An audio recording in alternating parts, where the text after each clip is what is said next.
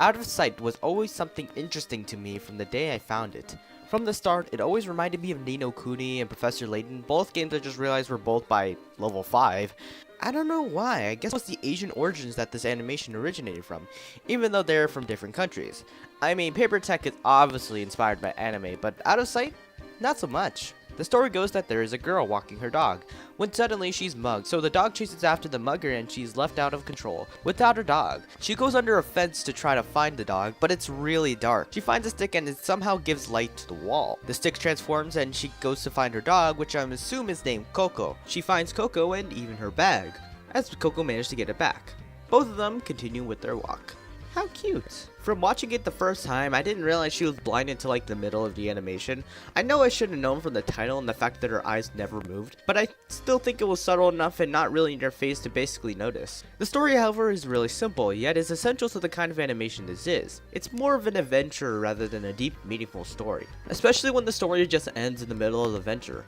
I'm not saying the story is bad, in fact given the animation I think it did its job amazingly. I'm just saying it's not the thing you should be focused on, rather it should be the thing in the background. For a lot of animations in this month, the story is definitely in the forefront, but for this one, yeah, the story is good, but I still see things more interesting than it. I guess the story is kind of like the shell, whereas everything else is the thing inside the shell. Maybe a turtle or something, I don't know. Like the characters, for instance. The main character, the blind girl who is taking us for the ride, is such a cute little girl. Every action she does just puts a little smile on my face. I guess she really did feel lost, but rather than being scared or worried, a path I assume everyone from the dark side of this month would do, optimism is in her, as she is fuel to find her dog. This is not only refreshing, but just straight up fun. I also love the dog, just how cutely protective and surprisingly useful he or she is. Sound is definitely a great point to go over, as it's such a treat in this video. I love the ripples in the beginning, the magic wand, and when things appear in our world, like breads, people, and the friggin' whale. Just the beautiful world that the girl makes up just by sound makes this apartment so nice.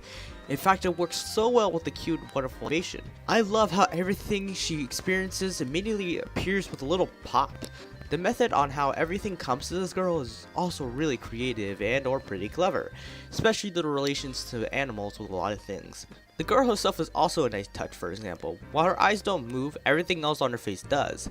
My favorite part though has to be the part where she drops her wand and the world goes back to normal. The girl's world melts away and the wand pops back into a stick, giving a really magical feeling, which is probably the best way to describe this animation.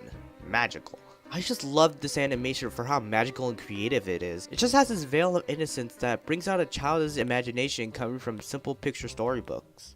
It's fun, adventurous, and cute enough to be especially special.